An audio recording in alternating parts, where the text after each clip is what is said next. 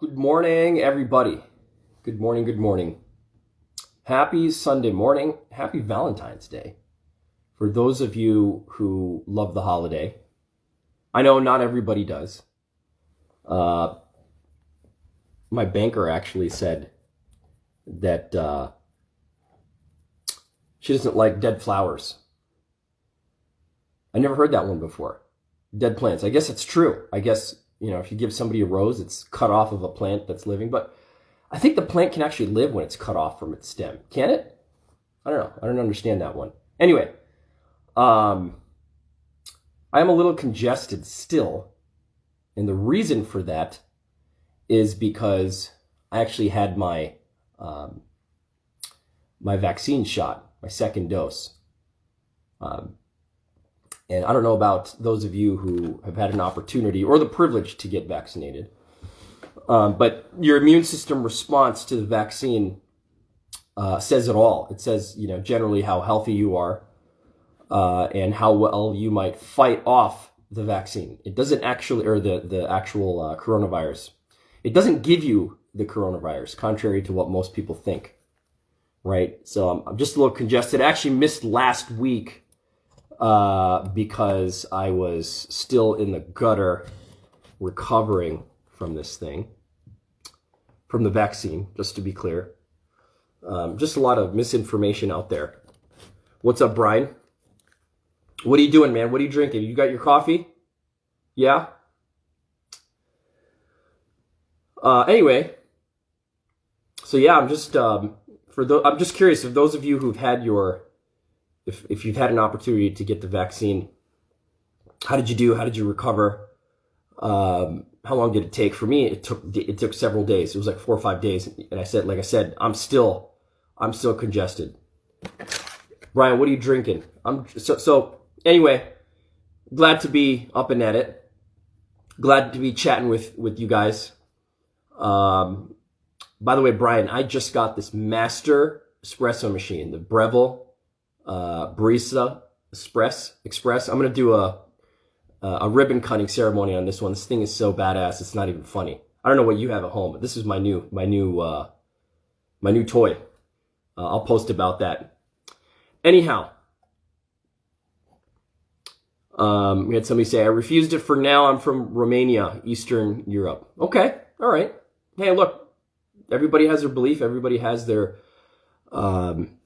desires. I honestly wanted to get it just based on the science and what I know, and decided to do it ASAP, protect myself, protect my family, and I'm glad I did. So, you're holding your Mr. Coffee secrets on me. No, it's not Mr. Coffee. Seriously. I'm going to show you what I got. I'm going to show you. I don't know if I'll do it on this live format. Maybe I will. Let's see. Brand new machine. I just unpacked it last night. Didn't read the instructions yet. And dude like me reads the instructions first time on everything. I don't just plug and play. But I do want to tell you about the coffee that I'm drinking. I'm telling you, this is the best coffee in Arizona. I don't get paid to promote them. Although one of the owners, Julia, is a very good friend of mine. This is a Colombian. It's by this company, Peixoto. Unlike many Colombian labeled coffees, this is actually from Colombia. It's a single origin, Caturra, washed, and it has apricot, honeysuckle, cane sugar undertones. Here's the packaging for those of you who want to know. And these guys are amazing because they bring the bean in from wherever, in this case Colombia or Brazil, and they roast it here. So you have a date. See that? Shows exactly the date. It says January 25th if it's inverted on your screen. In Chandler. I know exactly how old this bean is, so I can control the how rancid the taste is. It shouldn't be rancid at all. Most of y'all drinking rancid motor oil coffee. If you're drinking it, I know it's lit. Thank you, or it's fire, however you want to say that emoticon. This is good stuff, man. This is just smooth. It's got, a mild, nutty sort of flavor. Very, very smooth. I don't add creamer to this stuff when I drink. Usually I don't always drink black. This is just so easy on the palate. Delicious. Again, if you've listened to me, you know what I'm about to say about coffee. Coffee is supposed to be naturally sweet. It's not supposed to be bitter. It's not supposed to taste like motor oil, aka Starbucks roast. Sorry to thrash you guys, but truth of the matter. It's not supposed to be super sweet either with sugar and all these other things that people throw on it. It's supposed to have a very specific taste. I don't drink, but people give me the analogy to fine wine. I guess so. Anyhow, Coffee and Conversations, thanks for joining us. I am wearing pink, thank you. You let me know what you think it looks like on your screen or how I look. I thought I'd just try it out given today's theme. Valentine's Day theme. All right, so today I wanted to talk about something a little bit deeper into the cancel culture. And that is when people when people petition to cancel somebody. Petition, either literally petition or they start a hashtag and they circulate it for better or for worse, demanding that higher ups in an organization or customers or clients cancel somebody. And I think all of you know what canceling somebody means, right? Canceling somebody means basically firing them or disregarding them, culturally sort of convincing people that this person is no longer acceptable, right? Cancel culture. And I don't know where this actually started from originally. I'd be curious if anyone watching knows where the whole cancel culture thing started originally.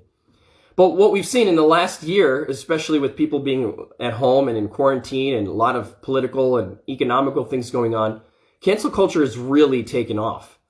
And I want to talk about a very particular one briefly today as an example, and not to get into right or wrong or political side of things, but this one is really interesting, and I'm curious to hear what you guys say. And then I would just like to give you the lawyer's analysis of this, right? Because at the end of the day, look, everybody can have an opinion on something. There is right or wrong. But I think it's important to have an educated opinion. I don't think you should just pull your opinion out of your ass and just say, this, I feel like this and I'm sticking to it. Well, I guess anybody could do that. Is there some basis for your opinion is a question. And I think everybody should have some basis for an opinion. Otherwise, you're just walking around having opinions that don't matter, that nobody cares to hear. An unsupported opinion. So, all right, so here's the deal. Those of you who may have heard of this, just a few days ago, I love the show Mandalorian. I don't know if you guys are Star Wars people at all. I didn't consider myself to be much of a Star Wars junkie, to be honest with you. But during quarantine, I had an opportunity to actually go back and watch all of the Star Wars movies. You know, the original trilogy, you know, everything that's, you know, in chronology, then the story chronology that comes before that, which is brilliantly done. And I just got sucked into it. I think I watched it twice, all of them twice. However many series there are. I think there's 12 episodes. I don't, somebody correct me. But brilliantly done. Brilliantly done. And so as a natural segue from that, I got into Mandalorian, which Mandalorian's available on Disney Plus, and it's kind of a, you know, the Mandalores were the race of people, right? You guys know the story better than I do. Somebody listening can correct me. Maybe race is not correct. You know, it's people who take on a creed. Anyways, there's a show on Disney called The Mandalorian. That's all you need to know. Super, super cool show. I'm a big fan of that show. Can't wait till the new season comes out. And one of the main actors or actresses on the show who plays Cara Dune, actress Gina Carano. Gina Carano. She got canceled. And this is, you know, just a few days ago. And Gina, for those of you who don't know this about her as an actor, she comes from the MMA world. She's literally a fighter. She was in the UFC, and people who go to the UFC are hardcore, man. They're no joke. You don't like sort of try out MMA fighting, right, and get your ass kicked. You go through the training, and you become a fighter, a professional level fighter that competes internationally. It is no joke. And I think it's a pretty big deal in my book if you're a fighter, right? If you fought in the UFC. Point is, Gina Carano gets canceled. Her background story, I'm not going to get into it too much. I don't really know a lot about her, but she comes from the UFC world. She's a trained fighter. And she is the type of person that speaks her mind. And when I say speaks her mind, she could give a damn what people think about her, apparently. Which, hey, live your best life. You know what I'm saying? Like, you do you. And she totally does her, right? Like, those of you who've seen her personality, you just have to go to her Twitter feed or her social media. You can read about her. She's very vocal. And that's cool. I think people appreciate people who are very passionate about their beliefs, regardless of what it's on, economics, political, religious, whatever. In this particular case, Lucasfilms wasn't having it. Lucasfilms produces The Mandalorian. And it seems like this was a long time coming. This wasn't one post and then boom. Authenticity is nice, right? Thick-skinned lady. Yeah. No, I agree. Look, I love authentic people. At the same time, I think you always have to use some tact. That's just me. And I'm not making a judgment on her or anything. I just want to give you guys, let me take a step back. I want to talk about sort of the framework on how you analyze cancel culture things, right? How do you look at, is it right or wrong to cancel somebody, right? And sometimes it's a moral issue, but more often than not, it's a legal issue. And I want to give you guys some tools to think about, how you feel about the whole cancel culture concept and maybe apply that to what happened to Gina and what will inevitably happen to other people without question. And so, be authentic, just don't show your nasty side. Yeah, no, I agree. I think, depending on what you define as your nasty side, for some people, that's their natural side. Some people are just straight up nasty, right? Those are the people who shouldn't be being vocal, because anything they say is just spewing, is just vomiting, bad. That's the easiest way to say it. Anyway, great stuff. I digressed. So Gina, let's get into this. So Gina's had a history of being very controversial. And let me tell you what I mean when I say controversial. Controversial means something that tends to put people into two different camps or three different camps. It splits the viewer or the listener. And it's a topic that perhaps is unsettled. It's a topic that is hotly debated. Hence the term controversial, right? There's two sides or multiple sides, at least two, sometimes three sides or multiple viewpoints on something that is not well settled, highly debated, and oftentimes something that, invokes a reaction or emotional reaction from people. That's probably a good way to define controversial. So controversial, certainly, right? The two things that people say you shouldn't talk about in an office setting, which is religion and politics, because it's so divisive, right? I mean, there's no end to it. There's no one group, even within a political group, that agrees with everything. And this is not political, by the way. This is just more of an analytical thing. But I think we need to understand this. So when I say controversial, that's what I mean. I don't mean that you necessarily support somebody that the public generally doesn't support. Okay, maybe. But if you said you believed the earth was flat, I'd say that's not really controversial. I'd say you're an idiot. You're an idiot if you believe that. But it's not controversial because there's no science behind that. There's no real topic of debate, right? That's not really controversial. Hopefully you understand the difference. I think it's important to understand the difference. Anyway, so Gina Carano has gone on tirades, as I would call them, on her social media, on Twitter. And, she has never held back her opinion. She has said some things that are very unfiltered, would be a good way to say it. It's her personality. I mean, we're talking about somebody who literally is a fighter. She's got a strong personality. You can imagine what she's gone through in her life when you read about her history. At any rate, she has said some things. And I'm just going to read, for those of you who don't know what she said, the last thing that she said before Lucasfilms And a ton of people on social media started the hashtag. I shouldn't say started the hashtag, but started using it again. Cancel. I think they actually had one that was specific to her. It was trending on Twitter. I can't find. Oh, fire Gina Carano was the hashtag that started trending after this. But here's what she said, and you be the judge. All right, Jews were beaten in the streets, not by Nazi soldiers, but by their neighbors, even by children. And then she quotes, because history is edited, most people don't realize that to get to the point where the Nazi soldiers could easily round up thousands of Jews, the government first made their own neighbors hate them simply for being Jews. How is that any different from hating someone for their political views? End quote.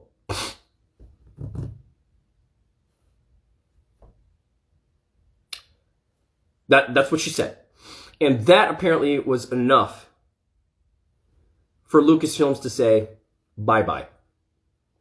Now, before we get to the merits of whether cancel culture should even apply here, and I don't know how I feel about it. I haven't really, to be honest with you, I haven't analyzed this in my own head. So in a way, we're kind of talking this through out loud, if you will. But here's the bigger picture. When you say words like that, context matters. Context matters. So anytime somebody is speaking on the internet, you got to look at who they are. What's their background? And who's their audience? Who's their intended audience? Who are they talking to? Gina Carano's audience, naturally, are people who like her, people who follow the Mandalorian, people who perhaps have followed her through her MMA career, perhaps people who love loud and boisterous personalities. Wrong? No, I think that's probably accurate.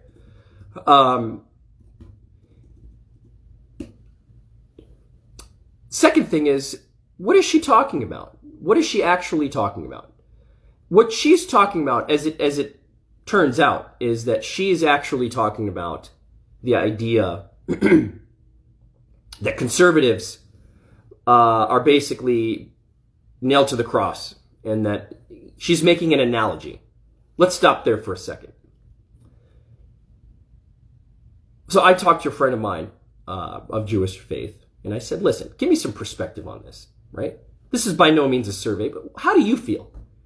That person said, look, there's a lot of people who feel very sensitive about anything relating to the Holocaust, anything relating to the Nazis. Totally get it. One of the worst histories, right? One of the worst genocides in history. And his point was, I think this was in poor taste.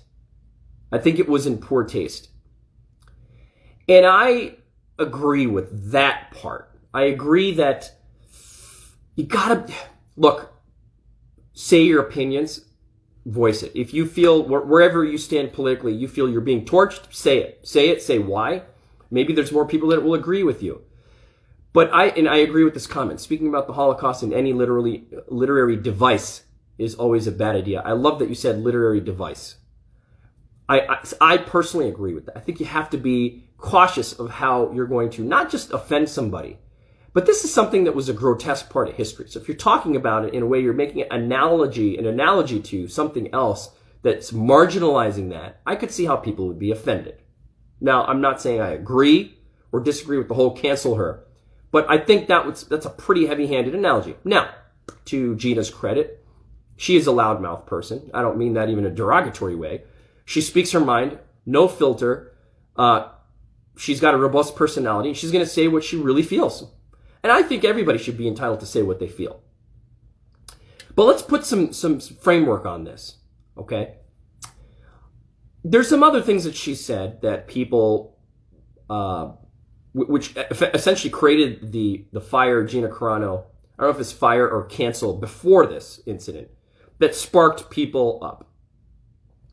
I'm going to read something that was in New York Post. One of the first firestorms she sparked online came in September when she addressed the pressure to use trans-friendly pronouns instead of updating her Twitter bio with the words beep, bop, boop. And this is a quote. I'm not against trans lives at all. They need to find less abusive representation.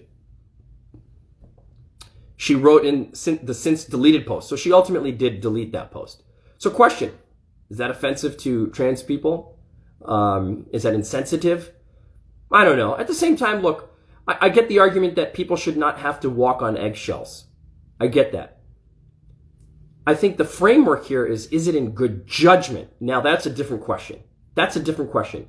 The question of using an analogy that perhaps maybe you shouldn't have used because you're cautious, you're being careful not to offend somebody, but it calls your judgment into question, doesn't it? Doesn't it cause call your judgment into question? Let's keep going for a second. She said some other things. According to this article, a month before that, so in August approximately, she had taken on someone who told her that Black Lives Matter protesters were trying to, quote, trying to educate you so you can get on the right side of history, end quote. Now, we don't have all of the context here. I'm just reading you a report on this. And here was her response. In my experience, screaming at someone that they are a racist when they are indeed not, all caps, not a racist, and any post and or research you do will show you those exact facts, then I'm sorry, these people are not, quote, educators. They're cowards and bullies, end quote. First of all, I actually really agree with her on that quote. I agree with her on that quote. I don't know how you guys feel. But what she's saying is there's people who are simply cowards and there are people who are bullies. And they will just create a narrative and label you just based on some obscure notion, some obscure conclusion that they have drawn about you. That I totally get, and I think it's inappropriate. So let's look at the framework of this for a second. How do we analyze it, right? Somebody came to me and said, Raees, if you were I am a lawyer, but if you were a lawyer representing her, how are you looking at this?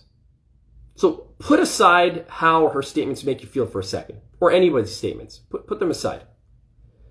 Let's look at some of the realities that we have to juggle with for a second. Here's some of the realities. She was employed, probably not as an employee. I don't know if she was an employee. I haven't researched this. But when I say employed, she was hired to do a job for Lucasfilms and Disney. That much we know. So there is a professional context to this. Yeah? She's hired to do a job, which means with a sophisticated, production company like Lucasfilms and Disney, I am certain there was a written contract which governed on-camera conduct and expectations and off-camera conduct and expectations. Yeah? I'm certain there was. We don't know what that contract says. And if anybody knows, send a direct message, send me a link, drop me a comment. I'm curious to see what it says. But my point is this. In the professional context, there are rules of the game. There's rules of the game. You work really hard in your career to be somebody, to build up not just a fan base, but a career, something that allows you to pay bills, that allows you to live a lifestyle. And when you then talk in a certain context, you have to think about whether it implicates your commercial interest, your contracts. Okay, I'm just giving you some framework. I'm not going whether this was right or wrong or anything of the sort. But here's the question. Does anybody know whether this was contrary to her contract? Ultimately, Lucasfilm terminated her. So they must have some basis in their mind to do it. Now, maybe there's a lawsuit that comes out of this, right? But my point is there's a context in which this is happening. And add this to your framework whenever you're looking at cancel culture things. The person who's speaking, the person who's being canceled, what was their role in this commercial relationship? Was there an agreement? Was there an understanding? And remember, she's not speaking on set, I don't think. I mean, she's speaking as an individual. She's not saying, this is me as the Mandalorian, as Cara Dune. This is me as myself. But the problem is, again, we don't have it. We're kind of speculating. What did the contracts say about this? Sometimes the contracts have these morality types of clauses or provisions that purport to limit people in what they can and can't say when they are what I call on season or even during the off season, right? Like NFL players are not supposed to be playing basketball during even the off season because they could get injured, right? Usually that's a contract provision. Entertainers have these provisions all the time of who they can associate with. Sometimes who they can associate with. The point of the story is, let's look at it from the business side. So you got Lucasfilm's angle of saying, is this, we don't want to be associated. I mean, their position was, we don't want to be associated. I should read you what they said. I should read you exactly what she said. What they said, excuse me. If I can find it somewhere. So that's one added consideration to the context. Look at the commercial. Now, on the flip side, there's also this. I think that people have a right to complain, even in the commercial context. Even in the commercial context, they have a right to complain. But if you complain, you could be fired. Now, obviously, I'm assuming I'm a lawyer, so I have to tell you, as long as it's not a protected activity, like it's not a Fair Labor Standards Act complaint, or it's not something you're complaining about your wages, for example, or it's not a harassment complaint. I mean, that would be a little bizarre. If you got fired for that, you probably have a right to sue under a state or federal statute for discrimination or for engaging in a protected activity. That's not what we're talking about, right? Some comments here. Let's take a look. There has to be something in her contract that makes firing her easy for LucasArts in this context. It just makes too much sense. Totally agree. Although I've never watched The Mandalorian. Dude, you're missing out. And I'm sorry, I called you dude. I don't know if you're a dude or a girl. I apologize. And just started an episode because of the publicity from the controversy. So this is something that's really interesting that comes out of cancel culture. We'll talk about this in a second, which is the fact that it has this Streisand effect, creates a ripple. You know that she's one of the most Googled people right now. You know people are going to watch the show. You know people are going to watch some of her UFC fights. I digress. So something else to add to the framework of cancel culture is, what about the flip side of this? What about people who wrongfully interfere with private relationships, calling on somebody to be canceled because they think they want to create this narrative, or they think that this person said something that they didn't agree with? Interesting. As a matter of fact, I'll take it one step further. What if they say something, these cancel trolls, that is in fact false? 100% inaccurate, 100% false. Now, I'm not saying that those are the facts here with Gina Carano. She said what she said. That's not false. But she was called a racist, and she vehemently disagrees. And she also says she's not anti-Holocaust, or she's not a bigot, etc. But in these situations where people get called out publicly to get fired and to terminate their relationships, and they're wrong, and the premise for why they're being canceled or demanded to be canceled is wrong, we've got a problem. We've got a problem. And I've actually represented clients who've been on the receiving end of cancel type, petitions, if you will.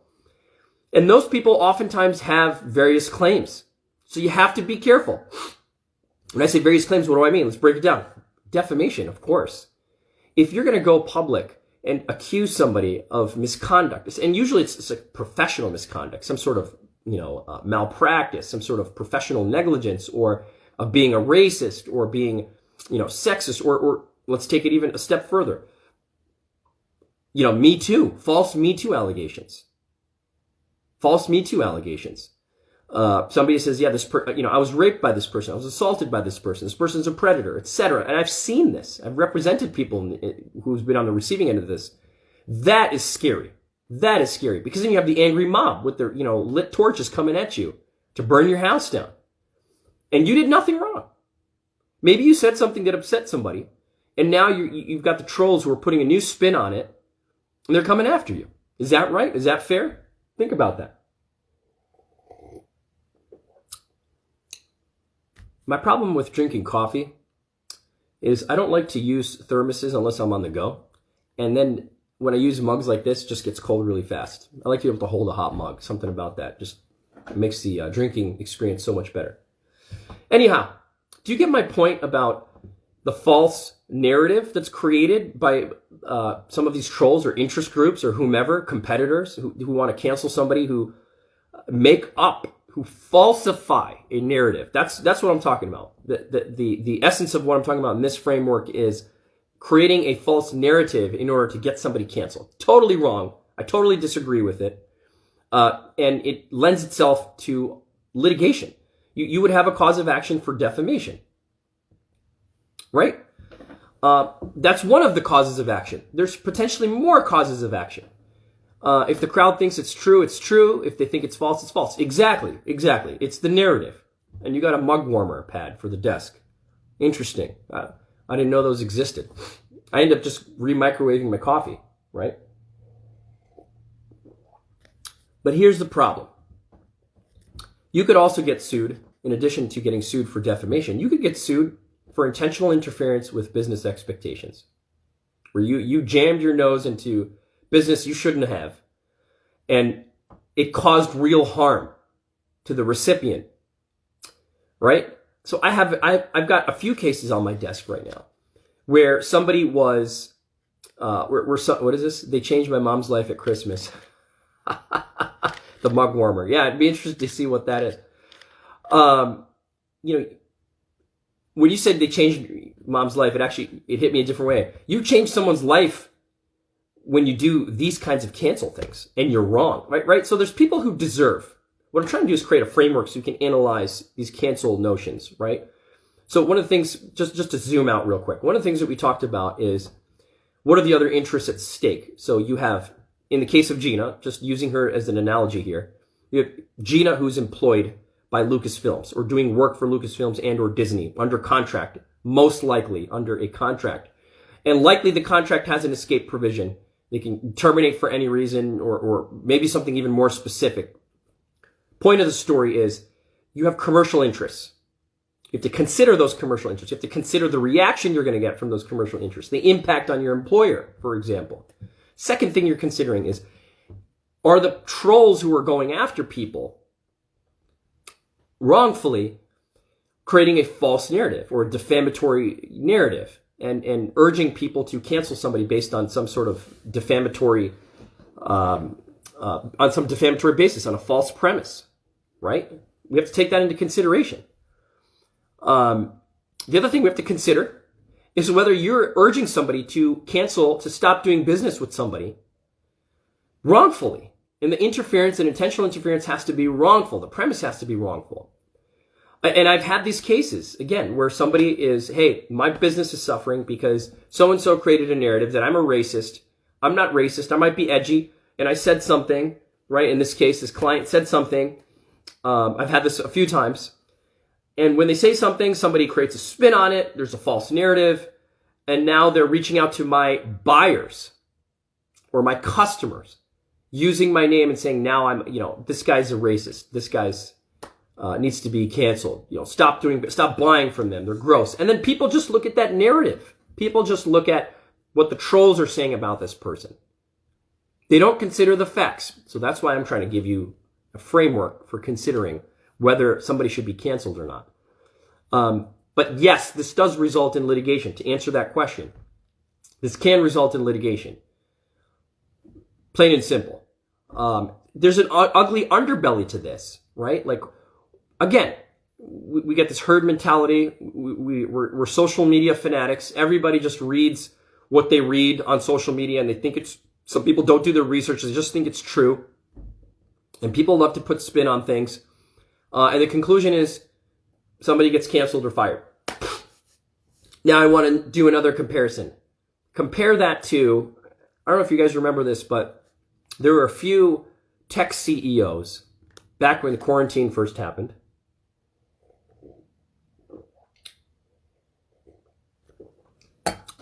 who made headlines with their, I don't know if it was drunk tirade or if it was a sober tirade, but they went berserk in a public setting,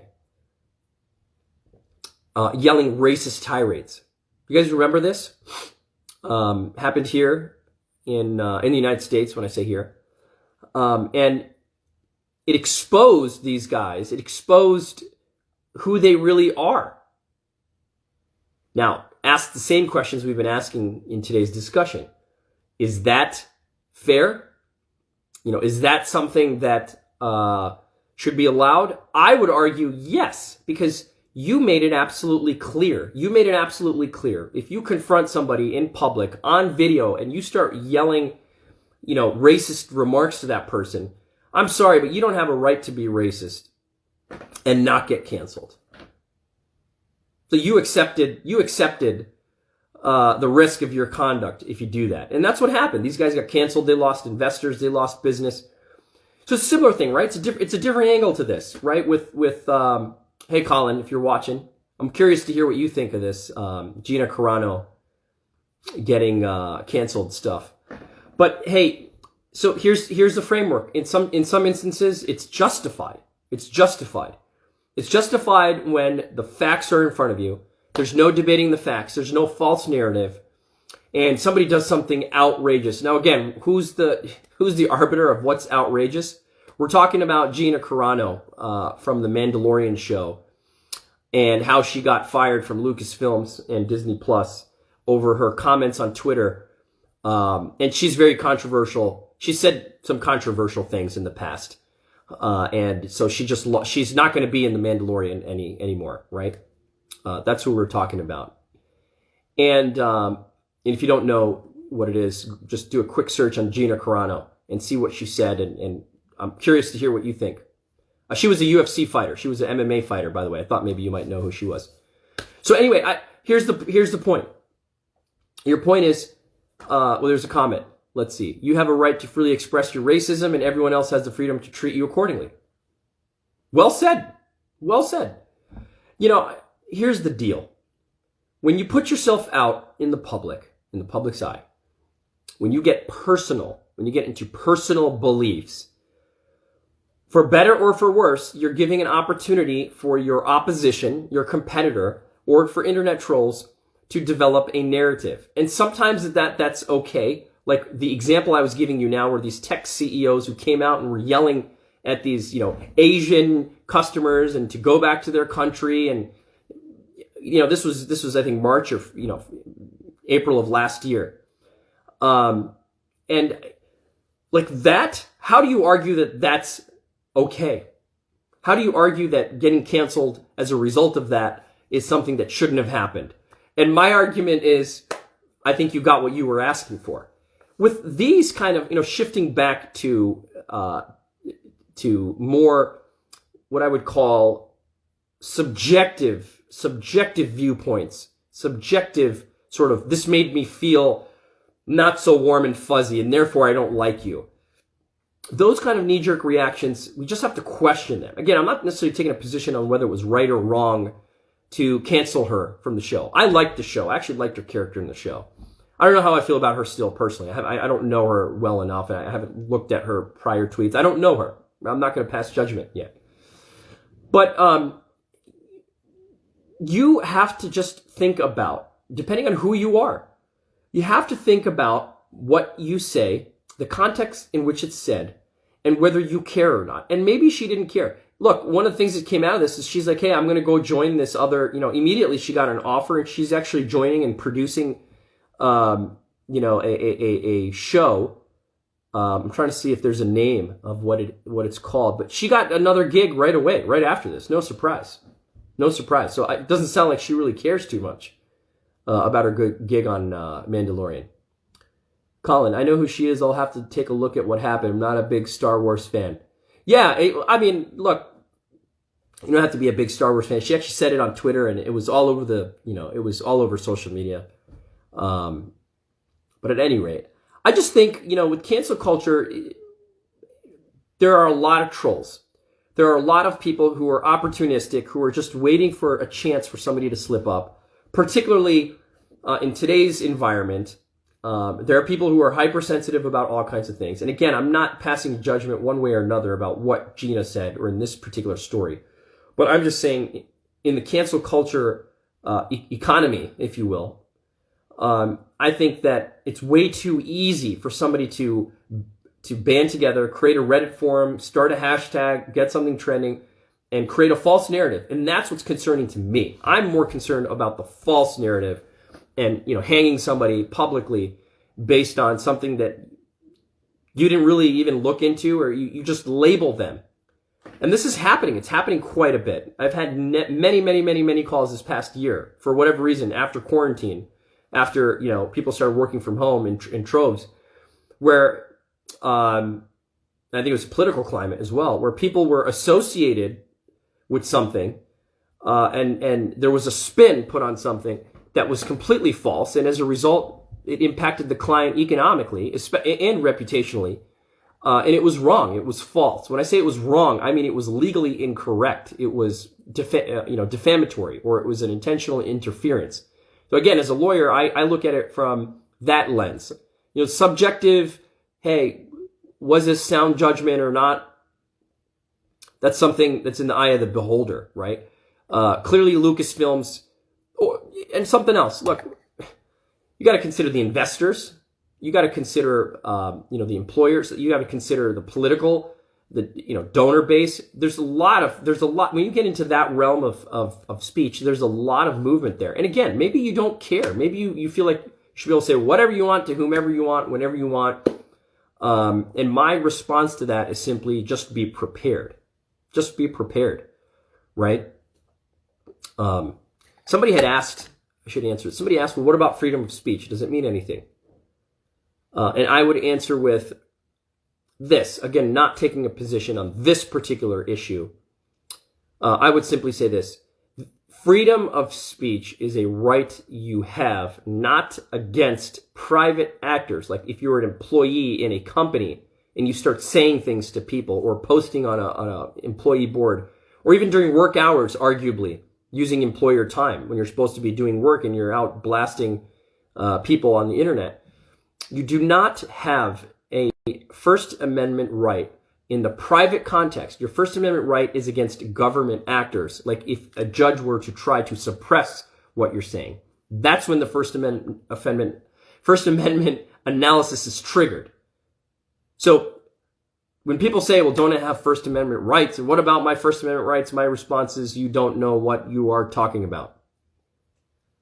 Yes, you have a right to express your voice, like we already said. I mean, if you want to say whatever you want to say without regard to consequences, then these are the consequences.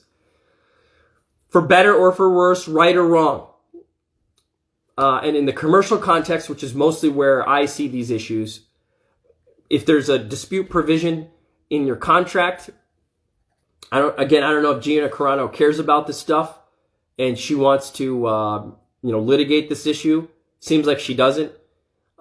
Maybe you take this in front of an arbiter, or you take this in front of a judge or a jury, and you litigate this and say, I was wrongfully terminated. I have a contract. I'm entitled to X millions of dollars for so many seasons, blah, blah, blah, blah, blah. If you're an employee in a right to work state, maybe you have a claim. In most states, in most jurisdictions, you're employed at will. You can be terminated for any reason. So if you say something, if you're my employee and you post something on social media and I'm that offended, I could fire you. Again, as long as it doesn't trigger some sort of, Fair Labor Standards Act or some wage complaint or employment conditions, speech. It's not retaliation for something.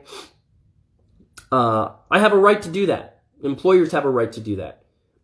Businesses have a right to do that. So again, zooming out and looking at the framework of whether this is right or wrong, we have to take those things into consideration. I'm a big believer in people should have the ability to say what they want.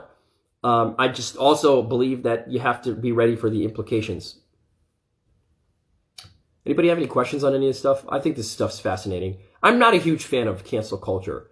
I do think that there are certain instances and circumstances where people should bring things to the attention of others, particularly when there are significant victims, right? When there are victims of fraud, victims of harassment, sexual harassment, rape victims. Those contexts, I think it's really important to what they say, out people, to protect the public, protect others, get accountability. I don't think it's fair to create a false narrative. I don't think it's fair to drag someone through the mud publicly, even on a speculative thing. Anyway, take a few more sips here. I'm curious to see what you guys think. Somebody asked a question. There was a question here. Maybe I missed it.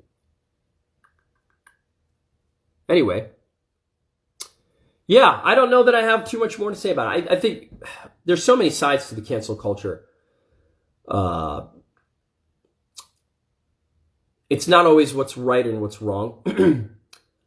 There's some subjectivity, but frequently, if you look at it using the framework that we just kind of talked about, frequently you will arrive at an answer that is likely to demonstrate right or wrong. From a legal context, again, not talking about subjective beliefs. Some people think, I was reading a commentary online, some people think that Gina should have used better judgment. Subjective. What does that mean? I mean, she's supposed to walk on eggshells and worry about what every single person is going to think about what she says?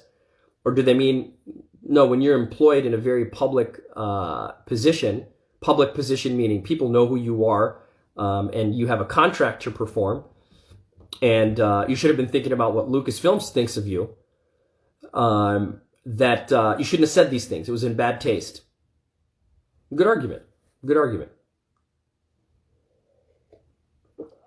Anyway, if you have questions, if you have comments, send us your questions, send us your comments. If you're watching this live, if you're watching this later after the fact, comment. What do you think about this? What do you think about the whole cancel culture concept? I mean, is that something that needs to be canceled? Right? This was a question here or a comment. It's as simple as, do you believe in vigilante justice? If you do, cancel culture is good. If not, it's bad. Yeah, no, I agree. I call it trial by social media. That's what I call it. It's unfair. No matter how you look at it, I think we can all agree that no matter who you are, when you get canceled through a social media campaign, it's certainly unfair. Unfair in the sense that you don't get to convey your side of the story usually before the damage is done. I still think it's fair for people who yell racist tirades, yelling at people to go back to their country and using terminology that anybody would consider racially insensitive, not subjectively, but objectively, right? Using slurs, racial slurs, etc. But yeah, I don't believe in mob mentality and vigilante justice. It's such a slippery slope to go out and do that to people. But again, there are certain circumstances where maybe it is befitting. I don't believe in it. There needs to be objective due process to uncover the truth. Yeah, great point. Totally agree. Trial by social media. That's what I call it. If you're watching, what did you think of sort of the history of Gina Carano's statements? If you're still watching, NLNBLL. What do you think? What did you think? I don't know. Again, I don't know whether she deserved to be terminated by Lucasfilms. But again, deserves. What does that even mean? If I'm, like I said before, if I am an employer, if I have a contract and an expectation of you to perform, if you're working for me, and this is in the context of employment, and you say something that I think is offensive, the truth of the matter is, I do have a right to terminate my employment or my contract with you, even if you don't have necessarily a legal basis, right? What if the contract is silent on it and it just has a mutual termination for convenience? And I'm the CEO of this company, and I come out and I say, you know what? I just don't want to deal with the controversy. Go to hell. I just don't want to deal with it. I'm not saying it's right or wrong, but just don't want to have anything to do with it.